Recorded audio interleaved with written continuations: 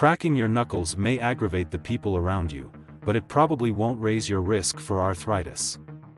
That's the conclusion of several studies that compared rates of hand arthritis among habitual knuckle crackers and people who didn't crack their knuckles.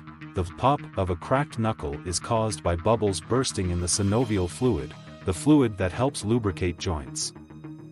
The bubbles pop when you pull the bones apart, either by stretching the fingers or bending them backward, creating negative pressure.